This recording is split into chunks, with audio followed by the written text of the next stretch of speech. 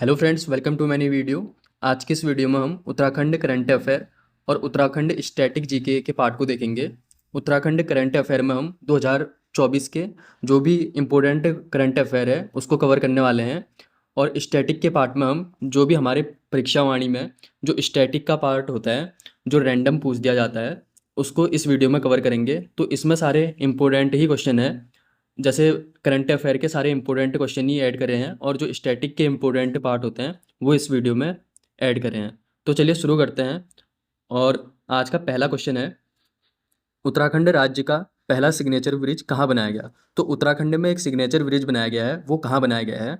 Option देख लेते हैं। ऑप्शन नंबर 1 है देहरादून में, ऑप्शन नंबर 2 ऋषिकेश में, ऑप्शन नंबर 3 नरकोटा रुद्रप्रयाग में, या option number 4 Kempty fall Mussoorie में। तो इस क्वेश्चन का जो राइट आंसर हो जाएगा वो हो जाएगा नरकोटा रुद्रप्रयाग। रुद्रप्रयाग में एक जगह पड़ती है नरकोटा। नरकोटा में उत्तराखंड का पहला क्या बनाया जा रहा है, सिग्नेचर ब्रिज बनाया जा रहा है। और ये हाईलाइट इस वजह से हुआ है क्योंकि ये कुछ इस टाइप का क्या बनने वाला था, ब्रिज बनने वाला था, लेकिन ये 2022 में क्या हो गया था, टूट गया था। टूटने के बाद इसको दोबारा बनाने का कार्य स्टार्ट हुआ, लेकिन उसके बाद 2024 में एक बार फिर से क्या हो गया है, जुलाई 2024 में एक बार फिर से टूट गया है, जिस कारण ये थोड़ा क्या हो गया, ज़्यादा हाईलाइट हो गया है।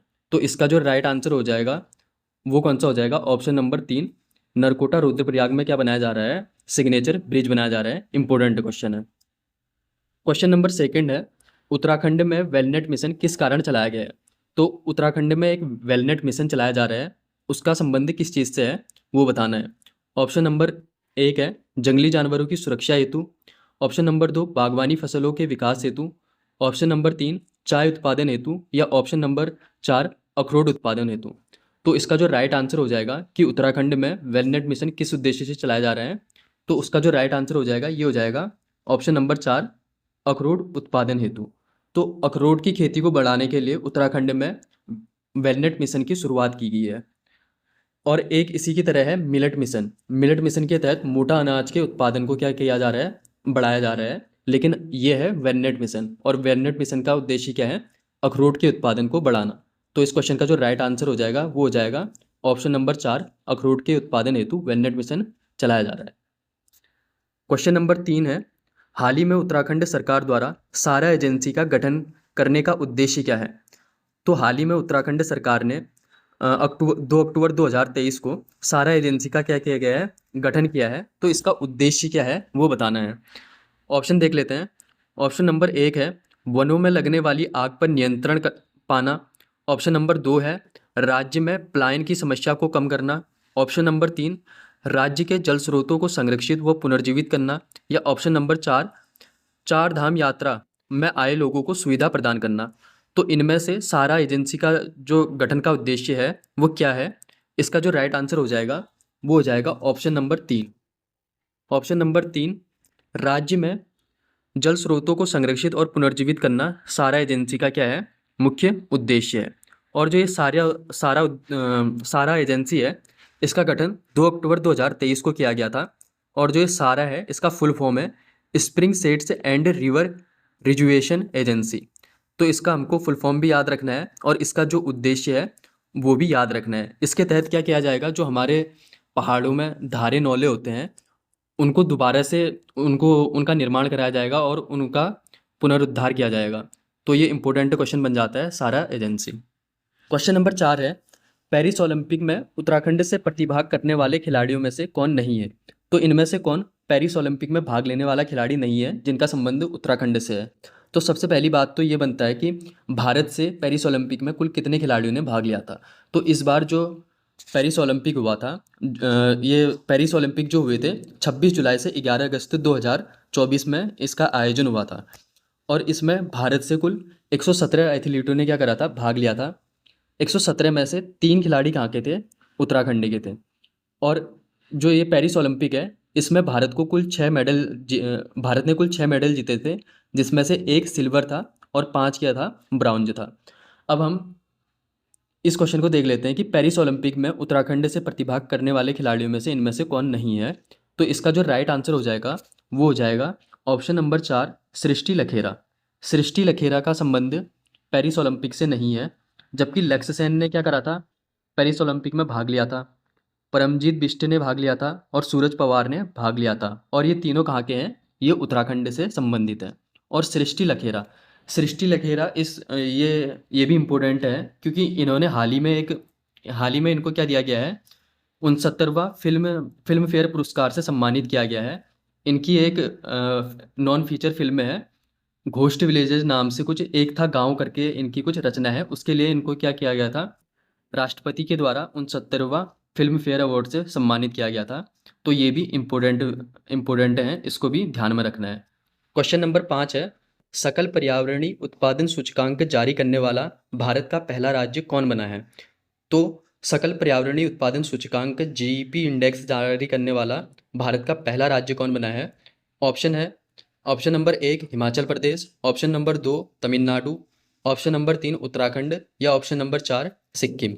तो इस क्वेश्चन का जो राइट आंसर हो जाएगा वो हो जाएगा ऑप्शन नंबर 3। उत्तराखंड ने क्या किया है, हाल ही में जीईपी सूचकांक जारी किया है।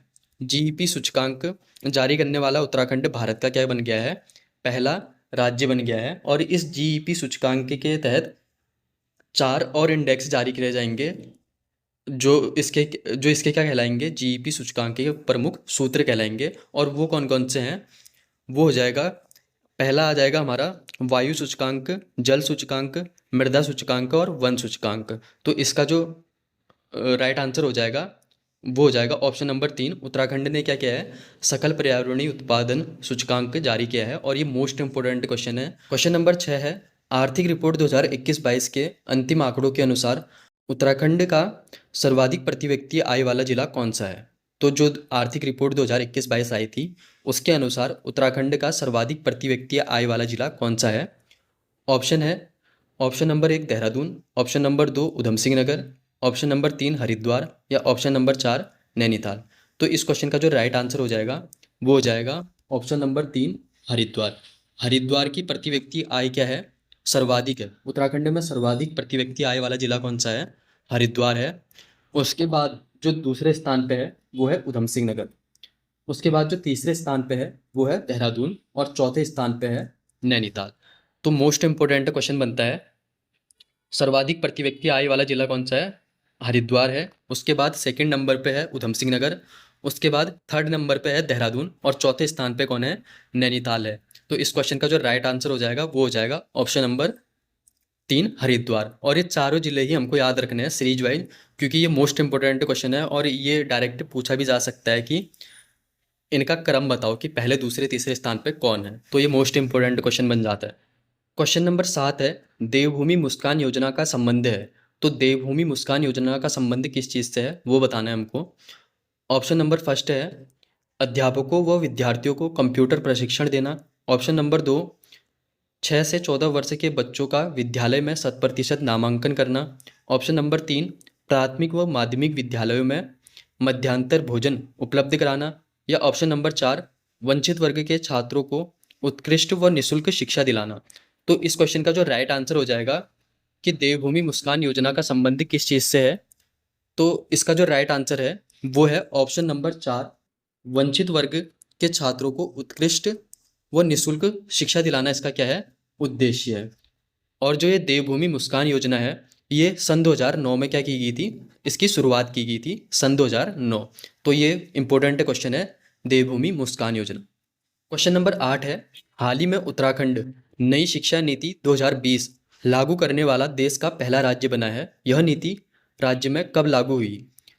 तो भारत सरकार ने 2020 में नई शिक्षा नीति जारी करी थी और उत्तराखंड इसको लागू करने वाला पहला राज्य बना।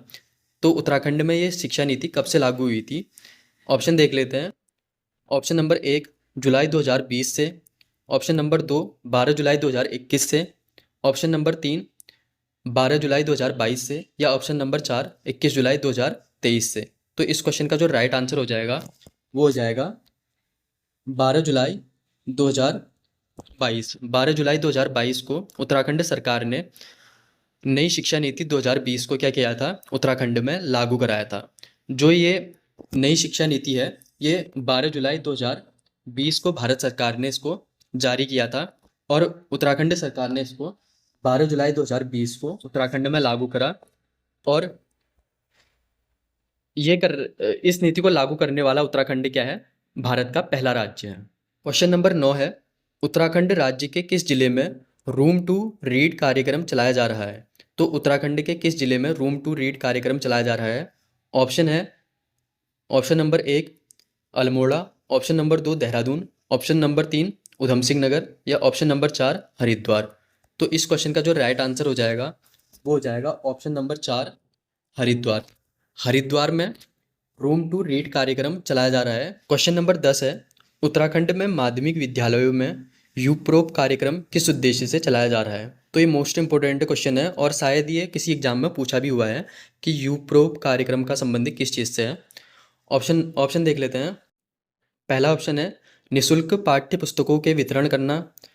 ऑप्शन नंबर 2 है निशुल्क यूनिफॉर्म सहायता प्रदान करना। ऑप्शन नंबर 3 है वैज्ञानिक जागरूकता तथा दृष्टिकोण विकसित करना या ऑप्शन नंबर 4 जलवायु एवं मौसम की जानकारी एवं भविष्यवाणी तंत्र विकसित करना। तो यूप्रोप जो कार्यक्रम है इसका उद्देश्य क्या है?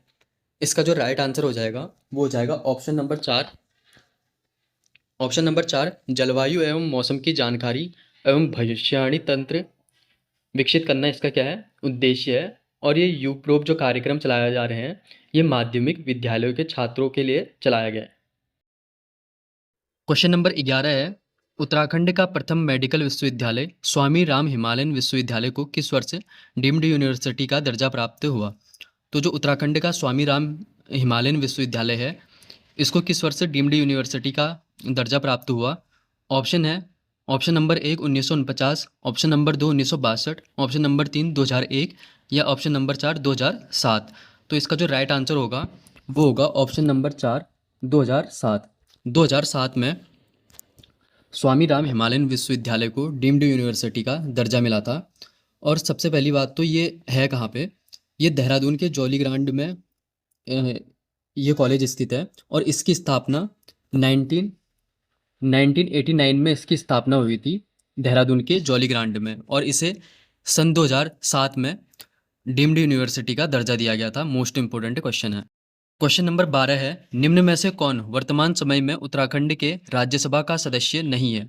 तो निम्न में से कौन उत्तराखंड के निर्वाचित राज्यसभा का सदस्य नहीं है? निम्न में से ऑप्शन है, option number 1 Kalpana Saini, option number 2 Mahendra Bhatt, option number 3 Anil Baluni और ऑप्शन नंबर 4 नरेश बंसल। तो इसका जो राइट आंसर हो जाएगा वो हो जाएगा ऑप्शन नंबर 3 अनिल बलौनी।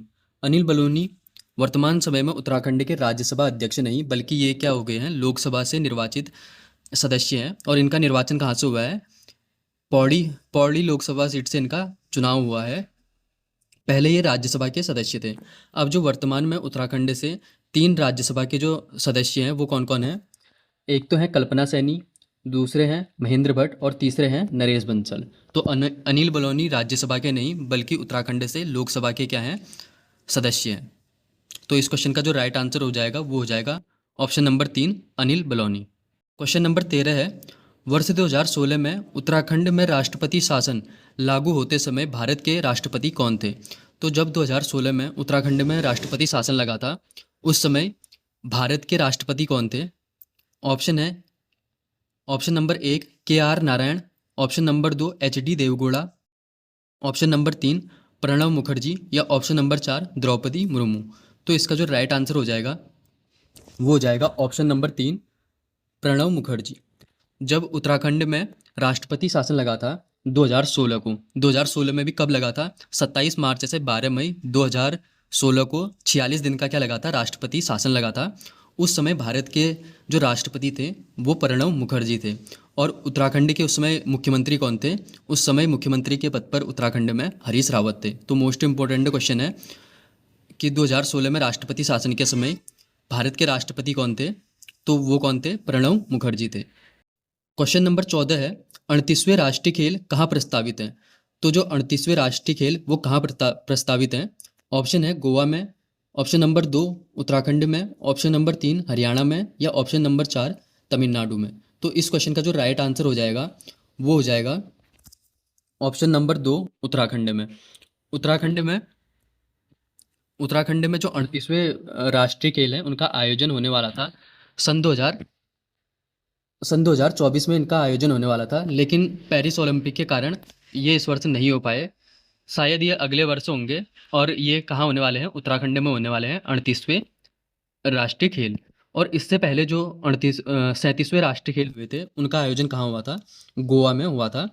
और उसके बाद जो ये 38वें राष्ट्रीय खेल होने वाले हैं, उनका आयोजन कहाँ होना है? ये उत्तराखंड में होना है। तो इस क्वेश्चन का जो राइट आंसर हो जाएगा, 38वें राष्ट्रीय खेल कहाँ प्रस्तावित हैं? ये उत्तराखंड में प्रस्तावित हैं। क्वेश्चन नंबर 15 है, उत्तराखंड राज्य का तीसरा डॉपलर रडार कहाँ स्थापित किया गया है? तो उत्तराखंड का तीसरा डॉपलर रडार कहाँ स्थापित किया गया है? ऑप्शन है, option number 1 Mukteshwar, option number 2 Surkanda, या ऑप्शन नंबर 3 खरसाली, या ऑप्शन नंबर 4 लेस्टाउन। तो उत्तराखंड राज्य का जो तीसरा डॉपलर रडार लगाया गया है, वो लगाया गया है ऑप्शन नंबर 4 लेस्टाउन में। उत्तराखंड राज्य का तीसरा डॉपलर रडार लगाया गया है। मेन चीज़ की डॉपलर रडार होते क्या हैं? डॉपलर रडार कुछ इस टाइप के होते हैं और इनको मौसम की जानकारी के लिए लगाया जाता है।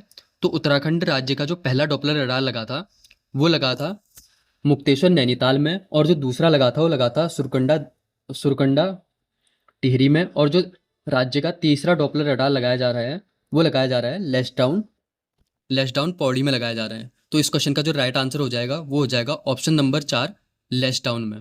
क्वेश्चन नंबर 16 है, निम्न में से किस संरक्षण आरक्षिति का नाम बदलकर सीतावनी कंजर्वेशन रख दिया गया है? तो उत्तराखंड के किस संरक्षण आरक्षिति का नाम बदलकर सीतावनी कंजर्वेशन रख दिया गया है? ऑप्शन नंबर 1 है आसन कंजर्वेशन, ऑप्शन नंबर 2 है पवालगढ़ कंजर्वेशन, ऑप्शन नंबर 3 है झिलमिल झील कंजर्वेशन, या option number 4 Himalayan bird conservation. तो इसका जो राइट आंसर हो जाएगा, वो हो जाएगा पवालगढ़ कंजर्वेशन। पवालगढ़ कंजर्वेशन ये कहाँ पड़ता है? नैनीताल में पड़ता है। इसका नाम अब बदलकर क्या कर दिया गया है? सीतावनी कंजर्वेशन रख दिया गया है। और इसकी स्थापना जो हुई थी, इसकी स्थापना हुई थी 2012 में। और ऑप्शनों को देख लेते हैं। आसन कंजर्वेशन कहाँ पड़ता है? देहरादून में पड़ता है। और ये रामसर साइड में सम्मिलित होने वाला उत्तराखंड का एकमात्र क्या है? स्थल है। 2005 में इसकी स्थापना हुई थी। झिलमिल झील कंजर्वेशन 2005 में इसकी स्थापना होती है। और झिलमिल झील कंजर्वेशन कहाँ है? हरिद्वार में स्थित है। पवालगढ़ कंजर्वेशन, इसका नाम बदलकर सीतावनी कंजर्वेशन रख दिया गया है। और इसकी जो स्थापना हुई थी, कब हुई थी? 2012 में इसकी स्थापना हुई थी।